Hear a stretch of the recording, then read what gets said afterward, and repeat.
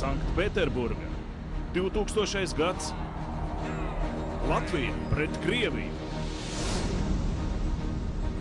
Pašcieņa pret lepnumu.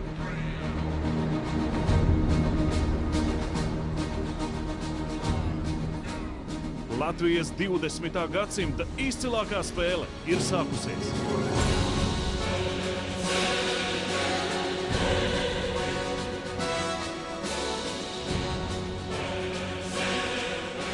Pirmais periods. Latvija dodas uzbrukumā.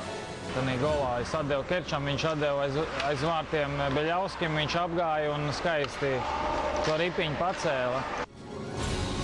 1-0 Latvija izvirzās vadībā. Taču tad atbildes triecienu dažas minūtes vēlāk raida Krievijas superzvaigznes. 1-1.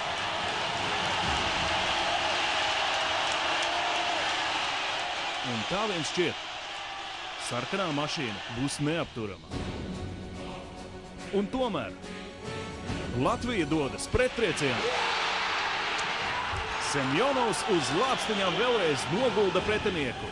2-1. Vēl bija kuriozie vārti, ja, ko viņi paši sevi iemeta. Mēs pretinieku zonā zaudējām iemetienu un aizsargs meta ripu pa tālo bortu. Otram aizsargam bija nūja nokritusi, ja, un no viņa nūjas vārtsargam pa kājsargu un ripu ieldoja vārtos. Nu, viss bija tā, kad, kā saka, angliski ir teiciens bad bounces, ja, un tad viņiem tie bad bounces arī bija viss, un mums tā ripa pa labu lēkāja. Artūrs Irbe un komanda.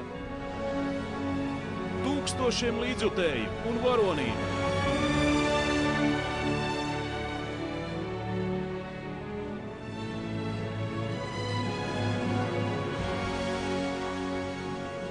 Šī spēle bija vairāk nekā uzvara.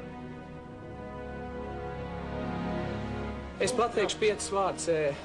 Es esmu dzīvojis 33 gadus šai saulē, un es dzīvoju visus šos 33 gadus šai dienai, šai spēlē, un es būtu gatavs atdot vienkārši pusdzīvi. Vienkārši vienam šādam hokeja mačam. Tur vairāk, man liekas, nav ko piebilst.